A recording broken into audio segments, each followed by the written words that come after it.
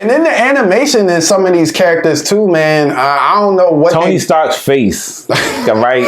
I'm just gonna throw it out there. I did not like his face in man. no universe, right? Why was it? No. Yeah, right. What was up with it? He had the weirdest face out of everybody. He did. What do you call it when somebody make a weird, like, snarky face? Or like a sneer. A sneer. Yeah. That's the word I'm looking for. Yeah. He did a lot of that. Yeah, he did. Looked like just stank.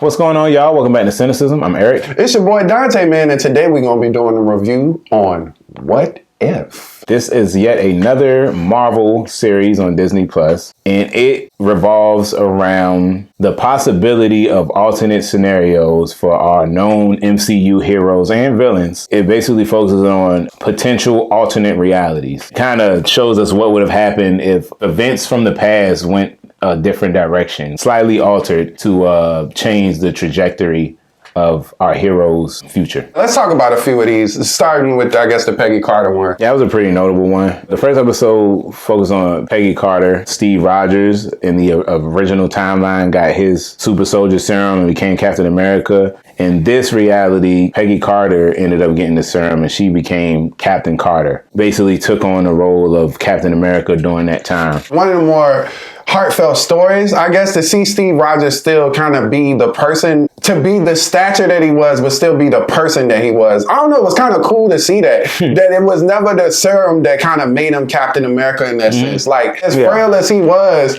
I thought that was really cool, man. And then they introduced a version of Tony Stark's father in that universe as well, and he made him like a mock Iron Man suit before Iron Man. You're gonna get that armor, man. Listen, bro, and boy, did he need it. If anybody ever needed some protection, it was that frail body. A general theme that you see throughout these is that the regular timelines ain't that great anyway, but these alternate ones, it's like, damn, man, it's always a somber element there, man. It's like this element of loss, some more significant than others, but that presence is always there. So I thought that was kind of interesting. What did you think about the zombie episode? That zombie concept's been done so many times. Yeah. It's very easy to not make that refreshing. Once they added in the zombie Avengers, I thought you had a pretty interesting concept there. I actually really enjoyed that episode. Once again, one of the more somber ones, because, you know, ain't nobody. Yeah, man, it sucks seeing some of our favorite heroes become zombies. Yeah. But, you know, it's funny to me. What stood out about it is how capable they still were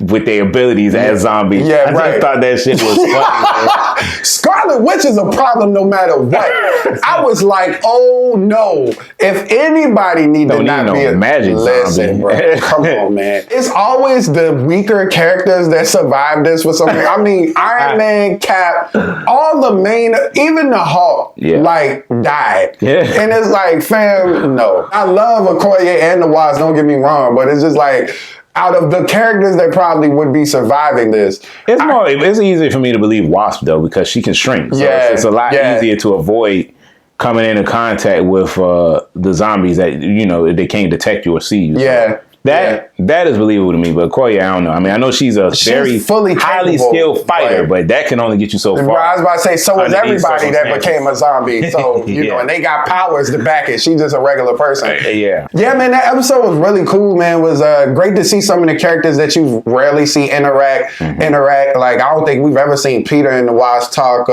I don't think I've ever seen Okoye interact with some of these people. So it was just really dope to just see this level of characters in here. Obviously, Spider-Man probably being the most recognizable, but all of them kind of get a chance to be around each other. And that concept with Vision was kind of, he was like feeding motherfuckers to the. Hey, I'm starting to look at Vision a little different here lately. I think the MCU looking at Vision a little different from the way they keep trying to present Vision. I'm like, they trying to do something with Vision. Yeah, man. I don't know how I feel about it. Yeah, he was almost had that Ultron logic. Right. Like, I gotta feed you. Like, no, you don't have to do anything. You could help us kill these motherfuckers or use your brain to help solve this epidemic. But yeah, man. man. Another episode that stood out to me, it might have been my favorite episode, was the one Ant-Man was like killing everybody, all the Avengers. That might have been my favorite episode of the season, honestly. Yeah. Really? I think so. That's interesting to say, I didn't man. think about it until like right now, but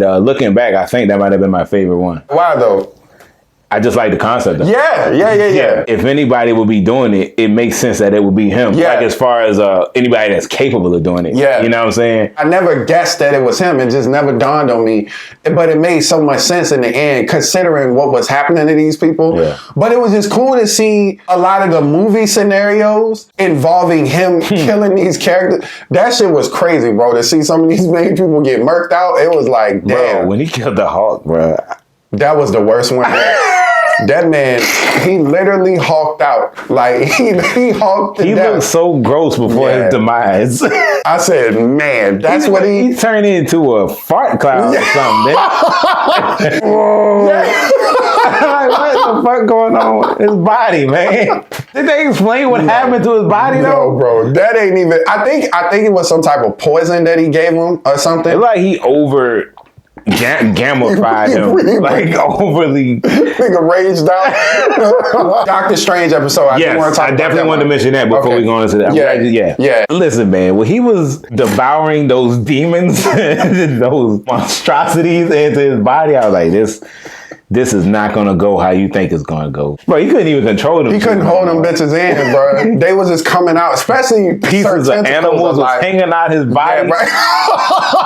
Nigga sneeze, a goddamn horn come out, like, oh, excuse me. It was such a tragedy to see what would happen in that scenario if she was in the car with him. And the most heartbreaking part of the whole shit was that he kept trying to fix it. It was like he kept reliving it. Could you imagine not only the pain of seeing somebody you love over and over again, but just the futile efforts of going into it thinking that it might have a different outcome if you tried it this way. Somebody that has that magnitude of power just being so helpless to like change the absolute point or absolute reality from happening. It's crazy. But it's funny that had to be an absolute point. It's like, but she survived in another universe, so is it just an absolute point? I'm assuming it's just his universe. It's the only time where it makes sense, because I'm like, dude, she don't die in any other, in the scenario that we're aware of. Yeah. So there could be a reality in which she existed. And did they touch on that in the episode? Because I'm trying to remember. I thought they did mention. It might be that it's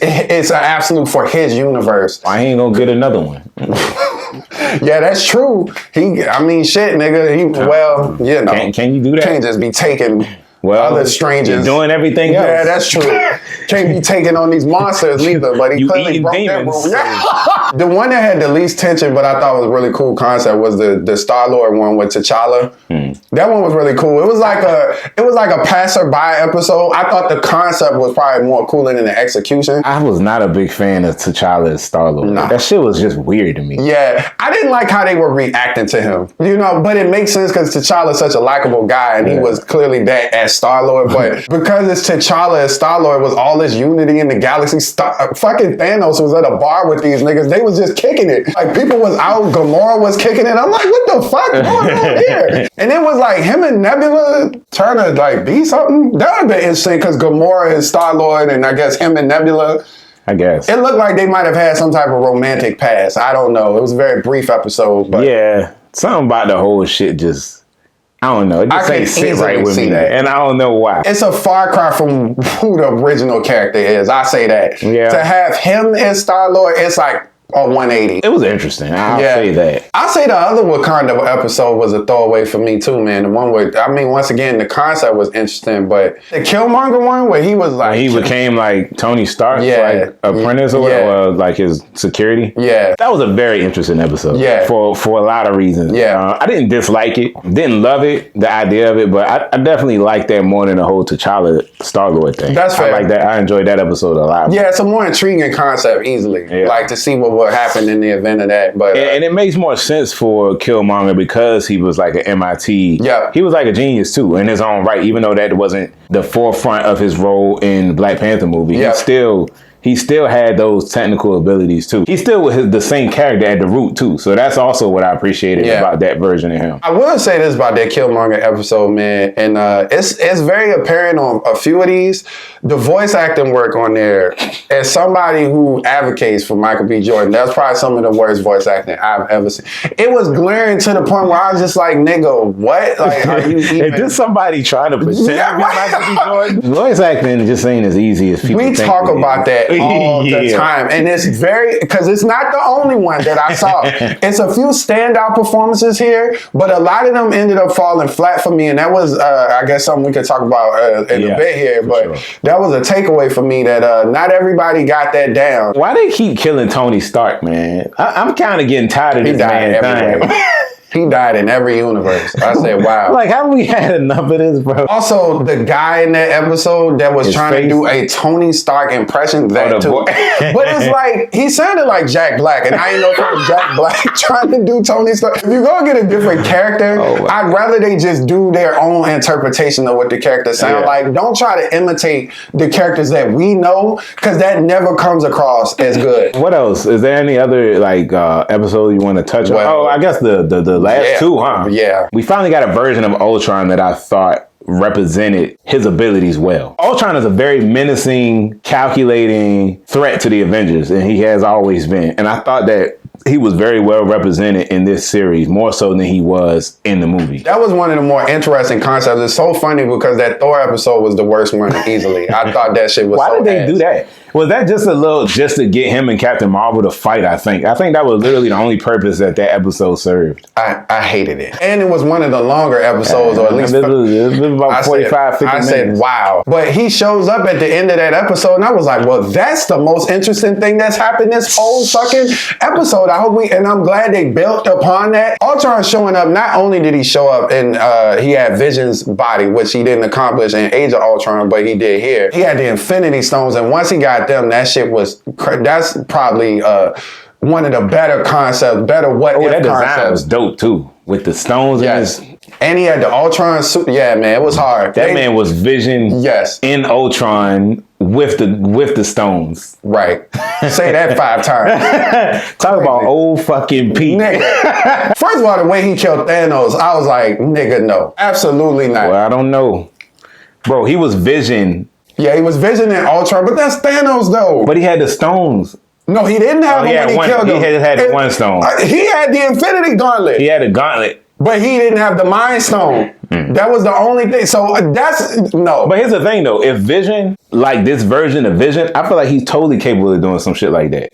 That quickly? No, nigga. They took 2 movies to kill this nigga, and he killed them in like a millisecond and just took the Infinity Gauntlet. Absolutely not. That was the part that I didn't like. That was believable to me, though. Really? If the you think Vision is that Vision? Well, Vision combined with Ultron. That's what I'm saying. Okay, got it. Yeah, and then on top of that, it's like even in these movies, Avengers can dispose of people a lot easier than they do. But because you want a movie, a lot of times that shit just ain't the case. Like they put these grand theatric fights on, to our amusement, but it's like some of these characters are a lot more powerful than what they are shown to be in these movies. So. Vision in Infinity War was probably the most deep-powered, bro. The way he was getting bitched, this was payback for that. Because the way he was getting punked out in Infinity War was crazy. They had to nerf the shit out of him in the movies. Oh my God. Bro.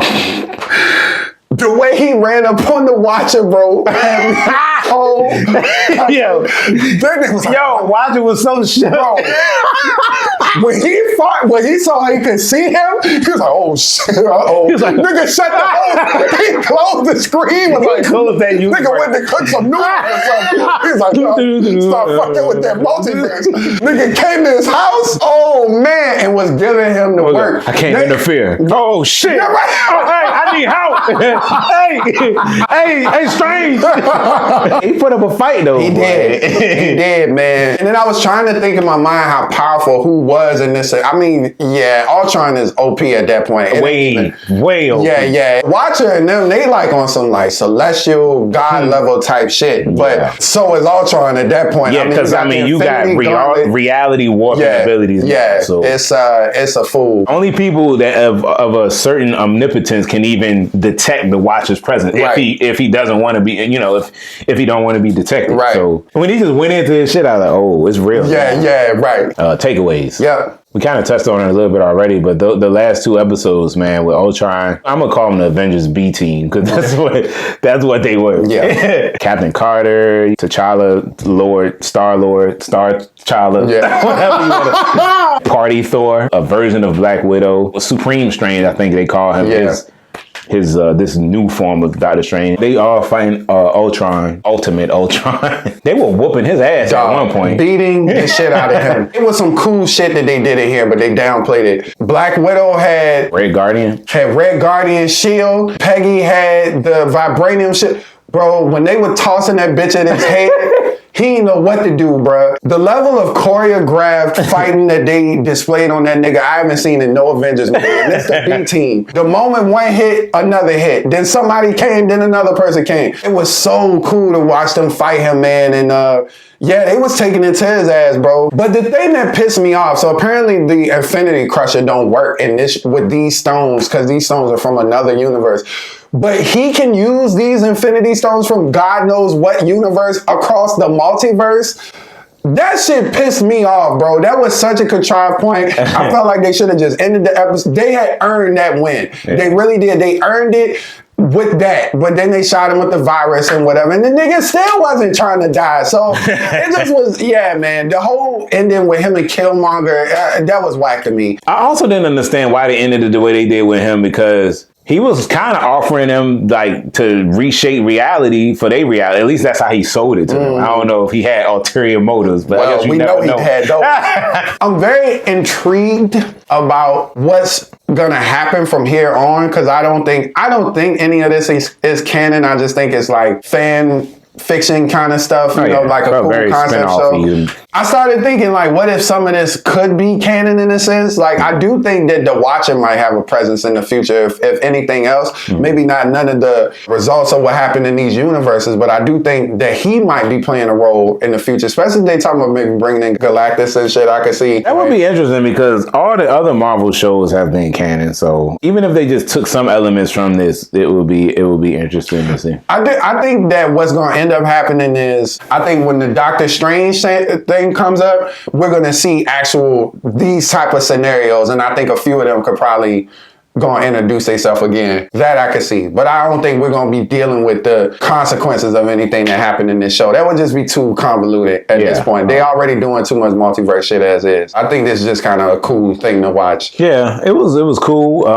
In some ways, I wanted more. I guess more imaginative scenarios. I felt like that Thor one was definitely a wasted episode. I don't know what they were thinking for that, but that was awful. And also, I wish they would have not focused so much on events that we've seen. I felt like they kind of did a lot of callbacks to things we saw just for like, I don't know if it was fan service or what, but for a show like this with such a open canvas to like explore new realities, I thought they could have been more creative and not rely so heavily on some of the characters and scenarios that we've already seen. You know what's funny is that in the background of some of these shows, you be like, man, it is some interesting shit going on back there. Yeah. In the T'Challa one, the Star-Lord one, it's not a lot of interesting things going on. But in the background, wherever he was at, you see some of these characters kind of interacting. And I'm like, man, that would be really cool. The concept with Loki still remaining an elf. Giant. Yeah, I mean, the way they did it was whack as fuck. Yeah. But that was cool. Like, that concept was cool. I would have took, like, even a WandaVision approach, like, just seeing some of these characters. I'd like to see even a Thanos episode where maybe he was a good dad to Gamora and Nebula, and maybe they was just like a family or something. I would have tuned in to see that. The voice acting, man, it's hit or miss in this show. When you've seen a lot of shows with great voice acting, you become very aware of it and you become to appreciate it. And when it's lacking, it is really, really noticeable and glaring. And it's very noticeable to me in this show. And it takes you out of it. When the performances aren't good, it takes away from some of the more compelling moments. Some of this animation definitely hit or miss. I thought that conceptually it looked pretty cool in the trailer, but not all of it is as good as that looked. To see some of these characters reimagined on as cartoons didn't come across great in all the episodes. That didn't look anything like Natalie Portman. That looked like generic white woman. I didn't know who it was. I was like, is that supposed to be her? It's weird because some of the people look like they characters. Oh, yeah. Some of the people didn't. And it was like, well, are they trying to make them look like the live action version, or are they making them look like an alternate version? Right. Because I didn't understand the consistency with the designs of the characters' faces. So overall, I thought the Marvel What If series, it was a decent enough watch. It's not a must see, especially if you trying to keep up with the MCU. It's something to watch. What they did good, I thought was really, really good. I enjoyed the villains' alternate versions than I did the heroes. For that reason, I think I'm gonna give the Marvel's What If a 7.5 out of 10. I think conceptually, the idea of this is very interesting to me, and I think that's a very great concept. The way that they executed it in some of these episodes kind of felt a little wasted to me, but overall, I gotta say that for the most part, I enjoyed this show. I definitely enjoyed seeing some of these lacking scenarios. Overall, I'll probably give this about a 7.5 as well. If some of the stories were better, it could have easily been like an 8.5, because I feel like the last 2 episodes were 8.5, 9-ish territory. And if they would have held that type of momentum throughout the whole series, even if not just for the battle concept, but just that energy, man, where it just felt kind of fresh and new and interesting. If they would have maintained that, I would give this higher. But I think a 7.5 is fair considering the mixture of quality that we got. Thanks for tuning into our review of Marvel's What If. Don't forget to like, share, and subscribe to our channel. And if you have any suggested reviews that you'd like to see us do here, don't forget to drop a comment below. Absolutely. And if you guys have seen What If, please let us know what you thought. How did you feel about some of these episodes, these concepts? Where did you think were some of your favorites? What were some of your worst episodes? Would you like to see them continue to do this? We'd be intrigued to know that as well. Yeah, for sure. We appreciate y'all, man. Thanks, y'all. Peace.